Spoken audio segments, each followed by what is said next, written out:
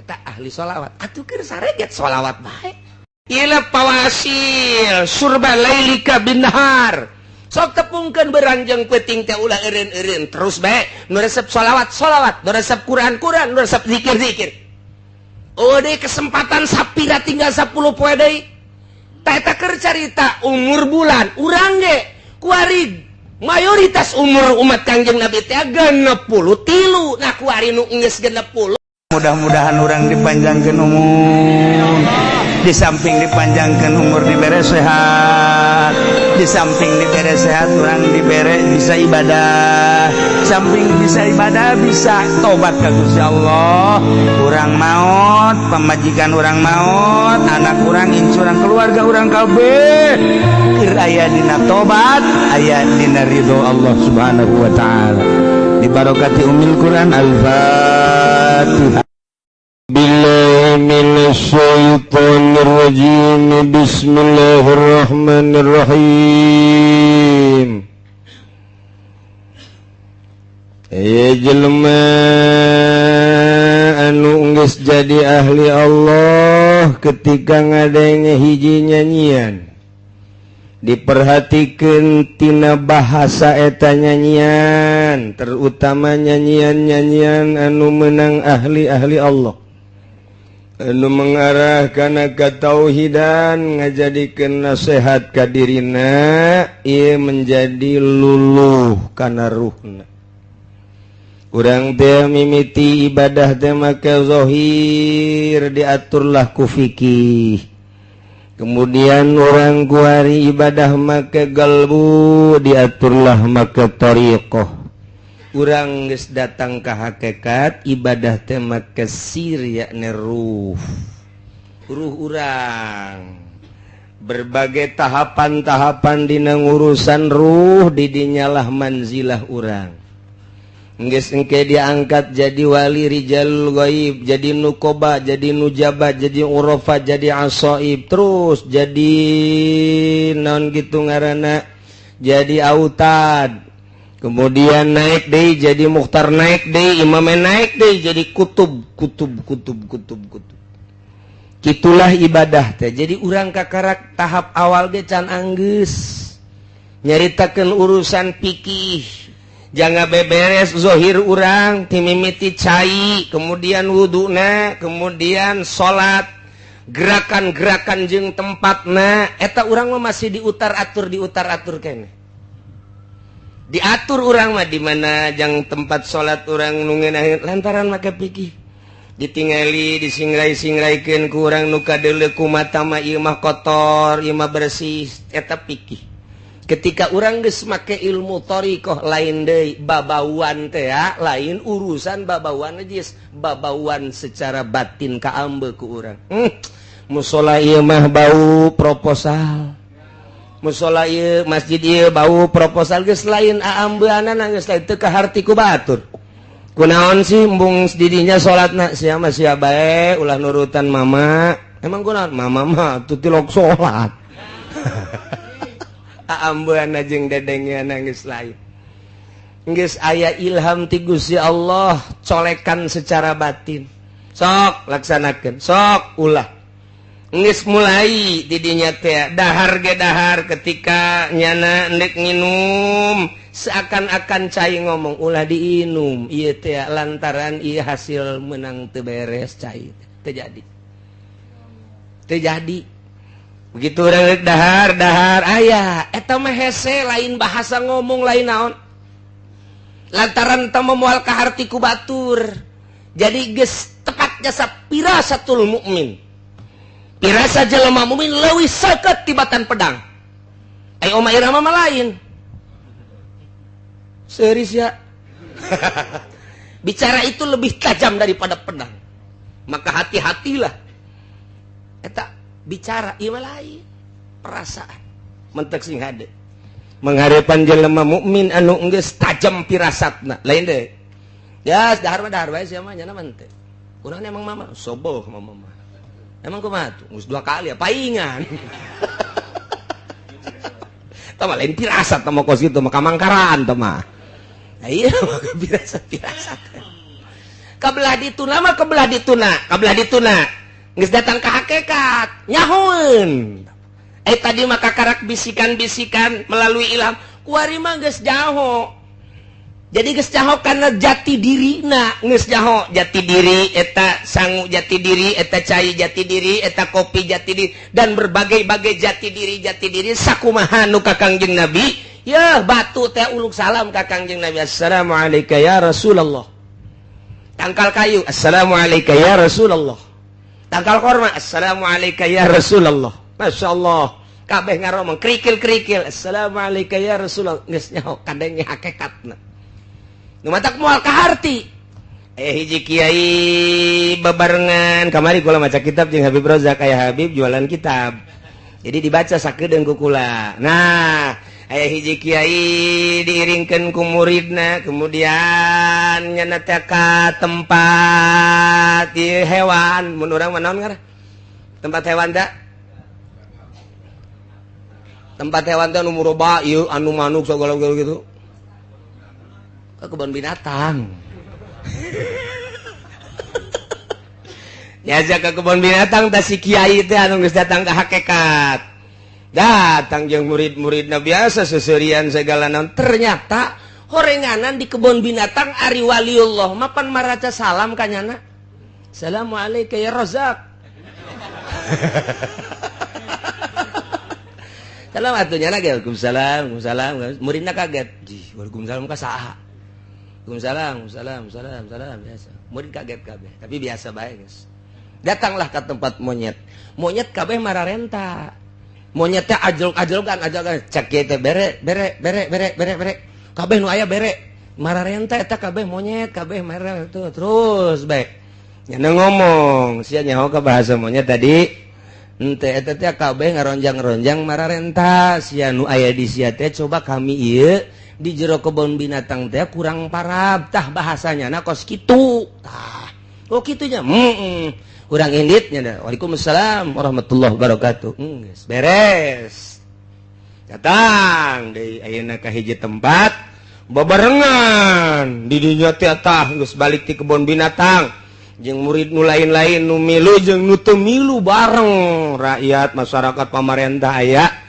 eta kan kiai bae cek yen monyet kabeh yes sia monyet kabeh monyet sia ngomong gitu monyet sia kabeh monyet atuh aya nu noel kiai kunaon monyet kabeh sia ku aing mah kadeuleu monyet kabeh atuh diamankeun kiai teh barang ditanya kiai monyet kabeh lantaran kabeh mararenta cek ieu teh ya percis cek aing mah kos monyet dari kebun binatang mantap kiai proposal eta kiai monyet sebenarnya mah tak kayawan aku kiai hakikat mah ulah kasinggung pun tenang we heulanan kiai monyet teh tak kamari baca kitab sakedeung jeung Habib Rozak kitabna gaya kene seserian bae Habib Rozak nah jadi paham nya ka bahasa-bahasa eta ka karak monyet dang can diteruskeun ku kula maca kitabna jahese macana tah kula meuli tilu Habib Rozak ke meuli jang naon Bib wah buat koleksi aja cek jangan tuh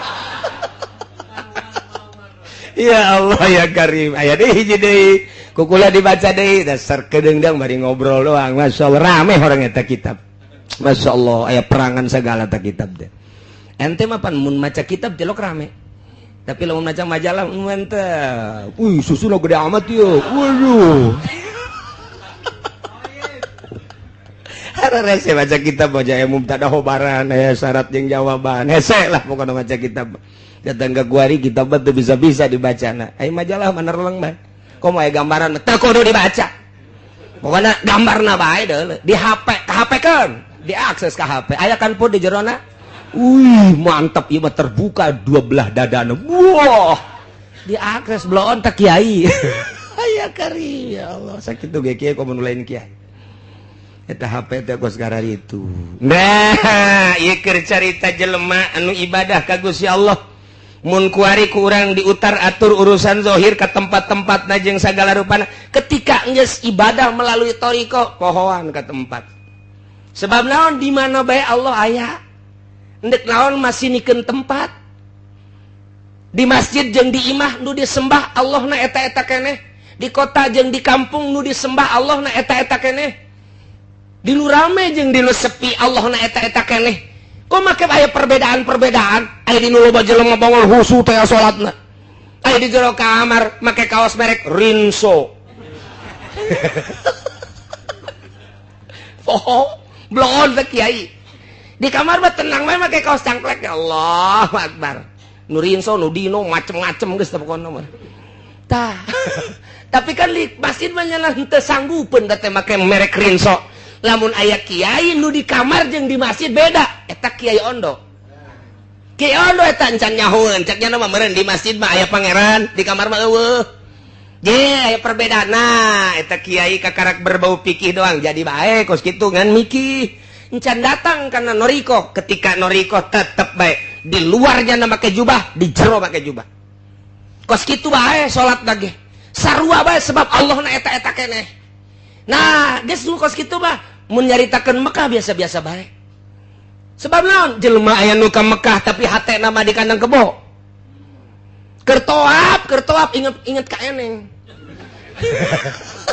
Eneng aing sanu urusannya cek nya. Ada tadi jelema nama kertoap deui nya jeung Haji Pudoli. Atuh ditu waduh. Bismillah, Allahumma hatena mah eneng aing di mana? Saha nu ngurus? Pada tadi hareupeun Baitullah. Tapi ahli Allah sanajan di kamar, di imah, di mushola tetap Allah. Teu inget ka eneng, teu inget ka mobil, teu inget ka naon. Paling sekedar kazaki ya lumayan lah. Saya tiga-tiga teu bener bod. Rusak. Lamun lain ahli Allah tetap ibadah rusak bae hese bae. Tak ketika dek bae jadi ahli Allah, geus akur bae. Ketika datang waktu sholat di jalan, Allahu Akbar. Tenang bae. Ih, bumi Allah. Kalem bae, masalah ketika geus datang ke hakikat geus lain deui. Geus bae kadeuluna ge teu salat. Kadeuluna geus teu salat, padahal salat. Kan kiai teu salat ulah ngikut kiai geus, ulah sok haju ka kiai sia bae lah salat. Emang kiai di mana? Di Mekah salat. Geus moal gaharti. Teu bisa pake lalagaan lantaran kadang-kadang di dieu mah kadeuleu teu salat horeng di anu mah aya. Saya geus kos kitu mah. Lantaran tadi teh ya, urang mah ngaji ge hayang rame. Urang mah ngaji teh masih kena kompetisi dina karamean. Wali mah geus lain kitu. Ngaji, bangun, pindah. Ngaji, bangun majelis salim, pindah. Geus teu hayangeun nya nama bangunan-bangunan kos kitu jang naon. Nu penting mah jelema nyaho ka Allah dituntun ku aing. Tina teu nyaho ka Allah jadi nyaho. Wali geus jaraho, atuh geus dipasrahkeun, geus sia geus nyaho, geus dititepan ilmu, mama mah neuk berangkat deui. Neangan deui tempat nu sepi, ayo nuduhkeun ka Allah kadanan ku kitu atuh ulah-ulah proposal, besi bau monyet. Ya monyet nu sok kikian besok geura urang ka dieu, ka mana karah ka Solear. Ka Solear, di mana karah Solear teh di mana karah? Di Padegelang, ngaco.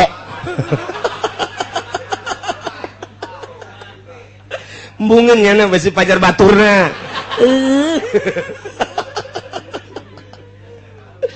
Tah di dieu di Cisoka urang kadinya ronjang-ronjang tapi aya rajaan. Aya rajaan teh di tengah-tengah nu dararatang teh ya. Kok kanyawan raja pan kadeuleuna nya make makuta. Rupa monyet tapi ternyata jelema kasep. Sasalaman nya biasa uluk salam. Assalamualaikum. Masyaallah horeng kapanggih jeung rajana. Rupana rupa monyet padahal horenganan ahli Allah tukang zikir. Tah, kok sekarang itu geus jadi ahli hakikat Mbak, rupa monyet horeng wali. Aya di lembur mah rupa wali horeng monyet. Mantak asana di dia monyet kabeh. Iya Karim, mung disebut monyet sebagian ceknya nah. Aduh ampun, atuh monyet bae.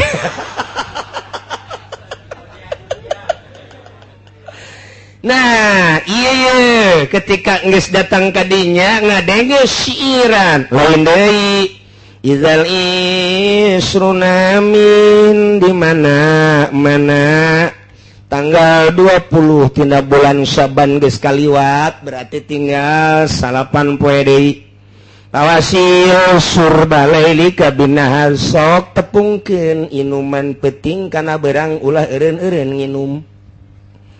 wala tasobiak dahi sigorin ulah nginum make wadah nu leutik bila perlu kasrol nomor 12 nu gede ember bila perlu mah lantaran pakodoko zamanu ala sigori geus rupak zaman sempit lamun make nu leutik engke kakurangan dina leutik sempit waktu ieu teh nu mentak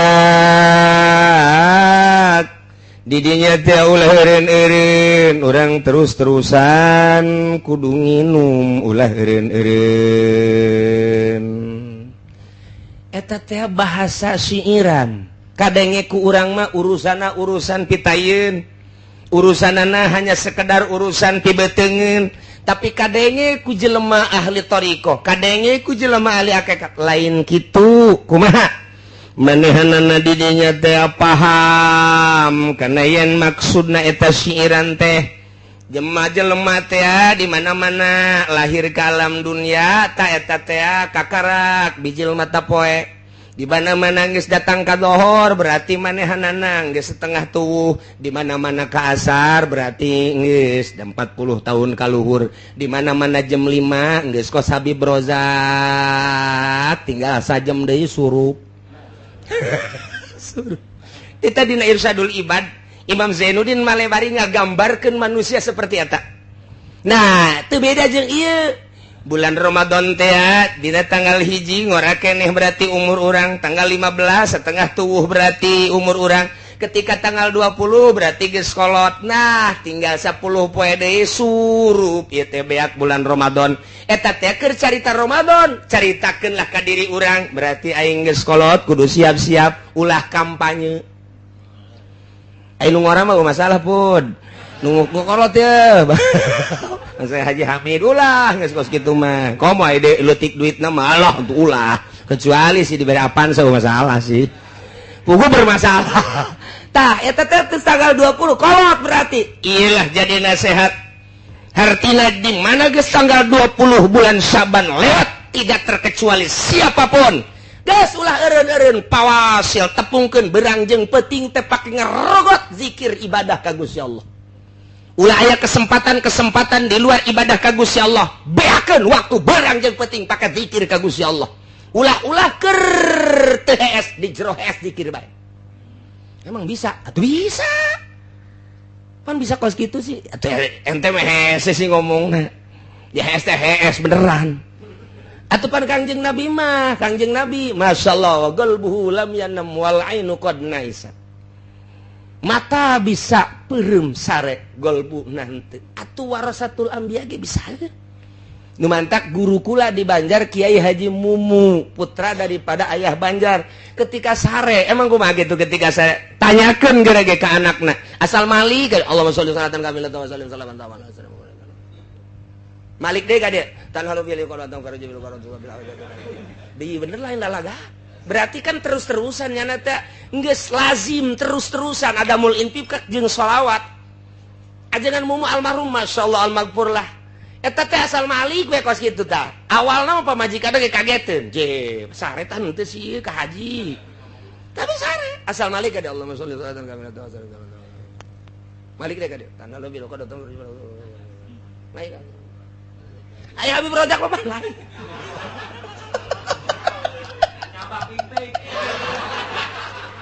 Aduh, Malik dia mazia ke mana? Haju bae leungeun ruga peragapan. Ye, cak pemajikan tadi geus ge.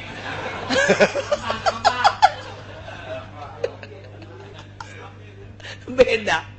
Masya Allah, eta keur carita ahli sholawat.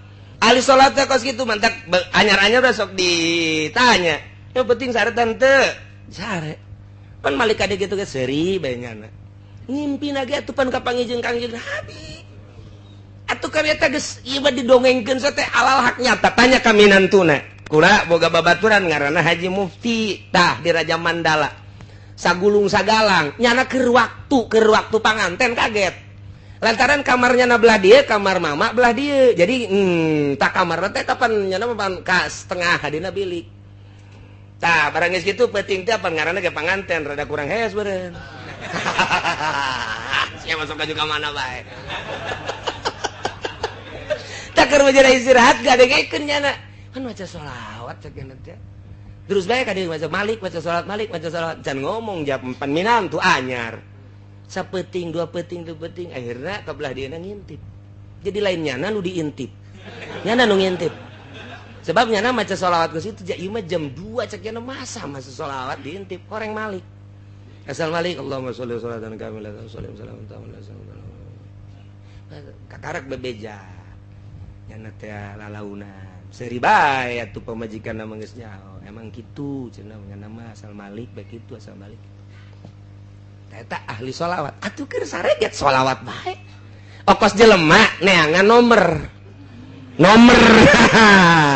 Eta teh keres da ge 5050.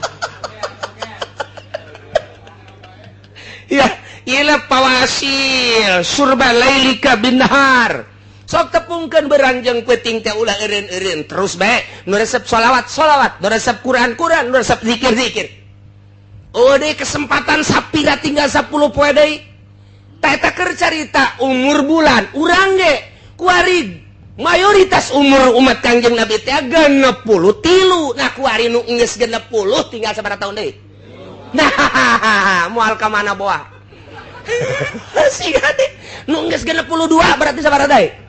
Nah, lamun geus 60 kitu 2 bulan 9 29 poe sabaraha deui? Siga deh. Nah iyalah kadengena ku ahli Allah mah ieu teh nasihat ka dirina aing teh geus kolot. Berarti tereh balik ka ditu geus ulah dieureunnan ieu zikir ka Gusti Allah kapaham ku nyana tina hiji nyanyian ieu teh. Maksudna mah kos kitu nu mentak nyana teh terus-terusan neja pahama la wajhi terus. Akhirna ti dinya nyana siap berangkat wa zahaba ila Makkah terus ka Mekah. Lantaran boga perasaan di Mekah maluwih bundal ibadah teh ka Gusti Allah geus pabakia bihi manyabiha nyana cicing di Mekah mujawiron jadi urang Mekah hatamata manehanana sehingga maut di Mekah. Kitulah cerita ahli Allah neruskeun nu kamari teh eta. Ya, kama waqa'al rajul allazi sami'al ghail. Hiji jelema ahli Allah ngadenge ka jelema nu nyanyi nyanjana model kos kitu jadi nasihat ka dirina. Oh, aing geus kolot geus, aing dek ka Mekah, di Mekah dek cicing, dek ibadah ka Gusti Allah Subhanahu wa taala. Lantaran nyana paham pahimanal umrah idza dhahaba juluhu di mana geus leungit gegedena umur berarti pakod korubal ajal deukeut kana ajal tareh paeh.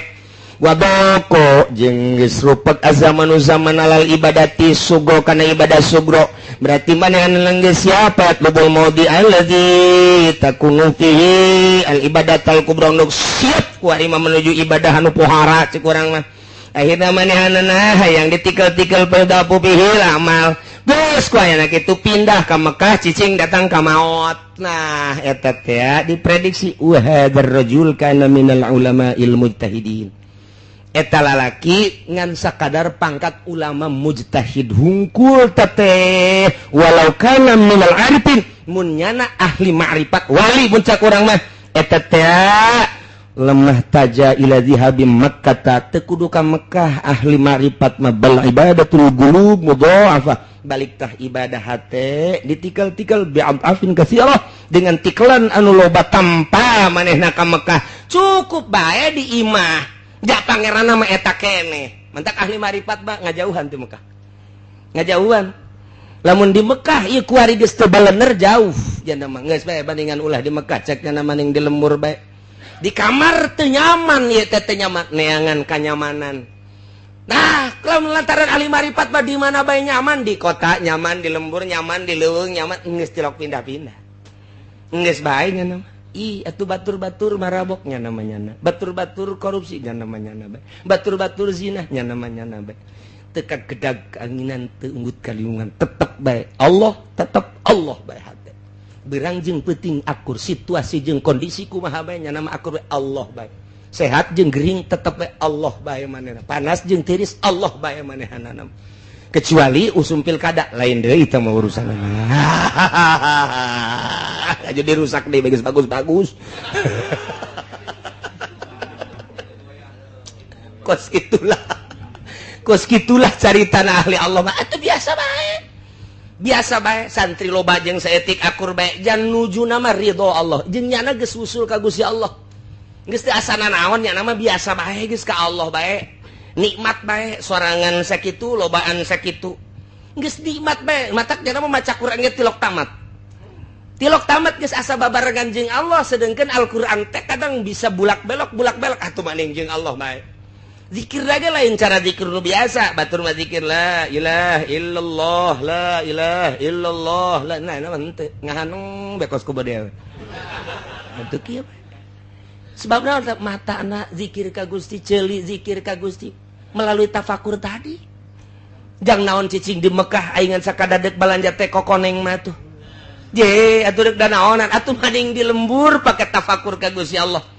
Dan mantak nu tadi lain goreng ngan sakadar ulama ahli mujtahid ahli ijtihad lamun nyana bener-bener ka naon kitu ngaranna katapakuran ku nyana eta syiiran tentu teu kudu ka Mekah cicing di imahna di kamar sorangan biasa bae akur bae Allahna eta keneh kajen kuku mage nu kasipatan ku wujud kidam baqo mukhalafah lil hawadis qiyamuhu binasuh daniyat kudat iradat ilmu hayat samawat tah eta kabagi kana opat aya sifat nafsiyah aya sifat geus kabeh eta keneh Allahna maha ngarungu, maha uninga, maha kitu, naon kitu ngaran ningali, maha sagala-galana wa huwal qahiru fawqa ibadi. Geus bae titik di dinya ayana, di dinya cicingna, di dinya ibadahna, nikmat ka Gusti Allah. Teu dirubah-rubah. Geus bae ngeunaheun nama. Tah kos gitulah. Jadi hiji syiiran teh dijadikeun nasihat ku manehana. Kitulah ahli Allah Subhanahu wa ta'ala. Nu mantak engke ngararomong kabehan hewan-hewan ngomong kamari aya deui tah dibaca keur aya keneh Habib Rozakna dininya. Aya hiji jelema kapanggih jeung hewan. Assalamualaikum. Waalaikumsalam. Ngaduakeun tah nyana teh atuh wali mah kieu alhamdulillah paingan di zaman Kangjeng Nabi Sulaiman batur teh titah baralik cukup ku doana sireum horeng sireum ge ngadoa. Ieu ge diurang ieu panca Kangjeng Nabi laula make bahasa laula andai kata teu aya hewan-hewan niscaya makhluk-makhluk kabeh moal dihujanan ku Gusti Allah lantaran daroraka ka Gusti Allah. Ngan Allah nyaaheun jeung dedeuheun ka munding bae jeung ka sapi jeung ka hewan-hewan nu lainnya mah teu berdosa. Cak Allah aing mah ngahujanan ge eta bae nu teu berdosa. Urang teh berarti kasapatan ku kebo. Nah, kamari dibaca ku kula eta kitab teh aya deui hiji jelema kapanggih lantaran teu ngarti tak teu ngarti ai kiai mah tadi wali kan ngarti ai nu sajen mah teu ngarti begitu kapanggih tah jeung meong jeung ucing teh salam ka nyana assalamualaikum ditalipak doger bae cak ucing teh aing ngadoakeun ditalipak can maling can naon cak penjahat sia cak ucing teh Habib Rojak seserian bae tuh jadi beda uyup hewan-hewan teh salam kemudian ngadoakeun nu paham mah Waalaikumsalam diusapan tapi nu teu paham dicabok tah urang teh kapan kos kitu can puguh can karuh kana naon ge main tindes-tindes bae. Nah iyalah sejasa geus datang ka dinya mah geus lain deui pemikiran lantaran awalna melalui pirasah kemudian kabelah diana melalui ilham kabelah dituna melalui mukasyafah asal geus mukasyafah lain deui geus tah. Geus tah jelas-jelasan geus tah geus jelas-jelasan. Saju ka halarti bae ngaji heran. Wallahu alam.